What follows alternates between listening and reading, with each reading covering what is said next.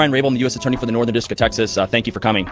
This week, 9 individuals, including well-known musical artists, kidnapped and robbed at gunpoint numerous victims at a music studio in Dallas, Texas. But Pooh Shiesty will go down as the dumbest, the stupidest, the most emotional rapper to ever exist in this modern age. Yo, face.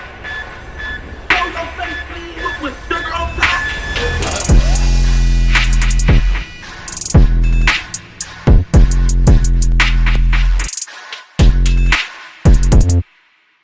Hey, what's up, y'all? Y'all know my slogan.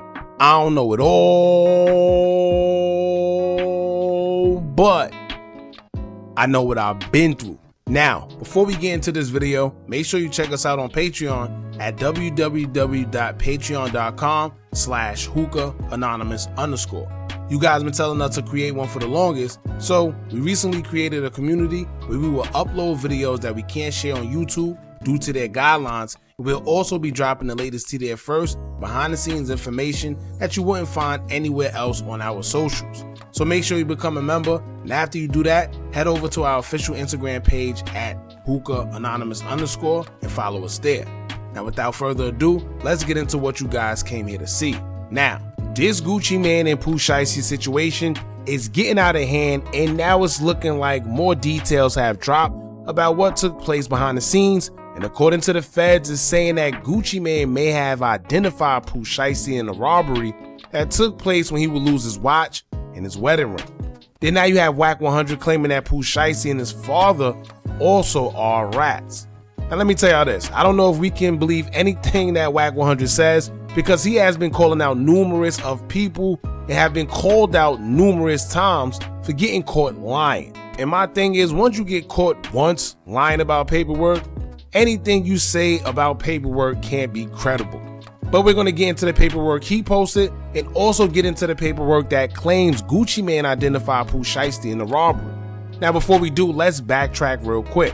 It's been said that Pooh Shiesty, along with his best friend Big30, would hold Gucci Mane at gunpoint in the studio, forcing him to not only release Pooh Shiesty from his 1017 contract, but he would take it a bit further and rob Gucci Mane for his wedding ring and watch. Now, as of yesterday, the world would get to see on social media, the feds raid his father's house, which is wherever he was supposed to be paroled to, and his father would end up getting arrested in the process. Now, his father was also there the night everything took place, but according to Steady Nash and others, his father had nothing to do with it. His father was just there, but as y'all know, there's been so much you could tell another grown man. I was also questioning why did his father not stop everything from the beginning, but once everything took place, there was no turning back. And this is because, according to reports, Gucci Mane brought his security with him, who we would later find out was an off-duty cop. And as y'all know, whenever a police officer is present in the commission of a crime, he has to report everything afterwards, or else he will risk losing his job. So of course, the cop will go afterwards and report the robbery, and now Pooh Shiesty, along with his girlfriend, has been locked up for these charges, while Big30 seems to be on the run. Now, if you're wondering what would prompt Pooh Shiesty to do such things, it stems from the whole Big Scar situation, where after he lost his life, people would accuse Gucci of not handling everything the proper way. One of which situations, such as the 1017 chain, where he would get into it with Big Scar's family over returning the chain after Scar's death, and them not wanting to do so. I don't know if Gucci Mane felt like they were going to pawn it or do something with it, but I personally feel like it was very petty of Gucci to want the chain back, knowing this man just lost his life. The family was probably feeling like it held some type of sentimental value and wanted to keep it in the name of Big Scar. So why was Gucci Mane so pressed about getting it back? I don't know, but one thing led to another, and that's the main reason why Pooh Shiesty flipped on Gucci. Not only that, but if y'all remember when Pooh Shiesty came home, you could tell something was in the air. Pooh was making it very clear on social media that nobody was checking for him when he was incarcerated, which I'm sure Gucci Mane would be a part of that shade. But then also, remember when we didn't see Gucci Mane anywhere around when Pooh Shiesty came out on his first day of release? So I think the tension was clear as day, but from the outside looking in, you probably really didn't know, and it's one of the few things that led up to what we're now seeing play out. Now when it comes to Pooh Shiesty, whether he feel he did the right thing or not, I would say he crashed out because he had a lot to lose. He pretty much got the chance of a lifetime twice, where most people don't even get a chance once at being in the same position that he was in. He made it into the music industry out of Memphis, did time, but got out to where he was still relevant, dropped a hard first day out where everyone was loving it and it went #1, all for him to throw all that away. The world has a crazy way of working, because I'm sure Pooh Shiesty didn't think that Gucci's security was an off-duty cop, but once again, life works in mysterious ways. So now, he possibly faces the rest of his life behind bars.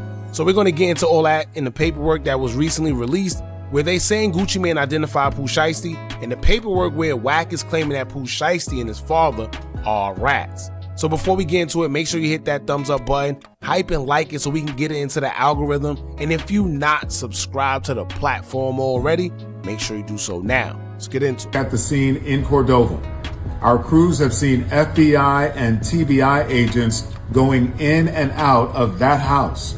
The Shelby County Assessor's website lists this house as being owned by Lontrell Williams. That is the name of both Pooh Shiesty and his father. The rap star is in a halfway house right now after being released from federal. Now, I'm unsure where this paperwork came from exactly, because I tried looking it up and matching it to an official DOJ site, but couldn't find it. However, multiple blogs have posted excerpts of this paperwork accusing Gucci Mane of pointing out Pooh Shiesty and Big30. Now we're going to get into the post from Thugger Daily, as it will state, quote, RD, aka Gucci Mane, aka Roderick Davis, described Williams Jr., aka Pooh Shiesty, aka Lontrell Donnell Williams Jr., as wearing a black Nike brand Shiesty ski mask, black hooded shirt, and black pants during the offense. An online search of Williams Jr. matched the individual depicted throughout at Pooh Shiesty. On another page, it will highlight Gucci Mane allegedly pointing out CEO Big30 as well, as it would state, quote, MM, BP, and RD all identified Wright, aka Big30, aka Rodney Lamont Wright Jr., a well-known hip-hop artist also known as Big30, as present during the offense. MM and RD identified his Instagram account as CEO Big30, which is verified by Instagram. The account contains photographs of Wright with Williams Jr. and Waters, and investigators located and then that's where it cuts off. Now, I don't know what's going on, y'all, but it's safe to say that the streets ain't the streets no more. Y'all remember when Gucci Mane was the same one that said this? Yeah, I ain't gonna tell nobody, not even the police. I don't believe in none of that. The only thing I believe in is don't tell the police. So, it's the only thing I believe in. That's it. Keeping it discreet. That's my only rule. Anything else, I don't give a fuck anyway. So what changed? Now, the only thing I could think of is the feds seeing the surveillance, then his security, who happened to be an off-duty cop who told him everything that happened. Maybe it was no way for Gucci to lie and say that he didn't know who it was. Maybe they forced him to tell him and threatened him with jail time or something. I don't know. This is just me playing devil's advocate. I don't know what transpired, but if that is in fact true, that Gucci identified these two, then it's like he did bad. And one of the main reasons, like I stated in the previous video, maybe he did it because they took that wedding ring. It could have been anything else, but that wedding ring, in which they said was worth $2 million, and it just being his wedding ring, it held very sentimental value. So if he did point them out, like the paperwork is saying, I'm pretty sure the fact that they took that wedding ring plays a big part. But I don't know. Hopefully Gucci address the situation and tell his side so we can get a better perspective on what's going on, because we do know that a lot of times them feds play tricky games. Now, y'all know nothing concerning telling can get past Wack 100. And according to him, he has paperwork saying that Pooh Shiesty and his father said a little too much themselves. And to make things clear, to make matters clear about what's going on, he's not referring to this case right here. And the reason why I make that clear is because a lot of people are thinking that he's referring to this case and saying that Pooh Shiesty may have told as well. But when you just think clearly, it's nothing he can tell on if he's the one that committed the crime, right? Who he gonna tell on, Big30? He can't tell on nobody but himself. So what Wack is saying, Pooh Shiesty and his father told in separate occasions, but it's concerning previous cases, not this one. Now also keep in mind there's been a few occasions where even when Wack posted paperwork on somebody, sometimes he misunderstands it and make claims of people snitching when the paperwork really don't say it, right? Just like recently when he called himself calling out 42 Dugg. Anyway, Let's get into what Wack had to say, but before we get into paperwork, he will caption it stating, quote, "Stop assuming about at LaFlair1017 and talk about what's really on the paperwork. At Pooh Shiesty Daddy been a rat since 2009 and his son a mice since 2022. Sincerely, the Exposed." Now he claims that Shiesty's father told, now I'll just read the first page because the other pages are a bit blurry and or it really don't say much. I don't know. But it'll stay, quote, "The defendant, Lontrell Williams, through his attorney Howard L. Wagaman, knowingly and voluntarily agrees with the United States, through the United States Attorney for the Western District of Tennessee, through the undersigned Assistant United States Attorney, to plead guilty to count 1 of the above numbered indictment, charging the defendant with violating 21 U.S.C. in the count 2, count 3, and count 4, and count 5 of the above numbered indictment, all of which charge the defendant with violating 21 U.S.C. pursuant to Rule 11 of the Federal Rules of Criminal Procedure, and in consideration for the defendant's plea of guilty, the government and the defendant will jointly recommend that the defendant receive a 3-level reduction for acceptance of responsibility under United States Sentencing Guidelines. The defendant understands that if the court does not accept these recommendations, the defendant nevertheless has no right to withdraw the plea." Now I'll leave the rest of the paperwork on here so y'all can pause and look for yourself, because honestly I didn't see anywhere in there that would indicate that Pooh is a snitch. But Wack has done this a few times in the past, so I'm not surprised. Now whether his father snitched or not, that's on his father. That got nothing to do with Pooh Shiesty and what he got going on with Gucci Mane. I just think Wack is trying to deflect from everyone calling out Gucci Mane, but there's no deflecting with this one. Gucci is gonna have to answer to this, and it just is what it is. Now one user underneath Wack comments will state, quote, "Being from Atlanta, I never thought I would see the day where Gucci Mane himself got robbed and bullied like this. Hell has to be frozen." Now another user would state, quote, "Nobody from Memphis, Tennessee has ever mentioned it. Stop the cap, keep your nose in West Coast business." Now y'all jump in the comments, let me know what y'all think about this. What do y'all think about this paperwork that's circulating about Gucci allegedly telling or cooperating with police against Pooh Shiesty? Do y'all think it's real? Do you think it's telling, being that he got robbed?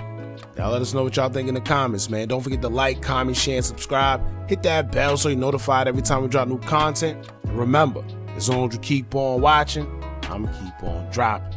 I'm out. Are you tired of a bunch of social media gurus promising you results with their course, but all they do is take a bunch of information off YouTube and Google, then sell it to you?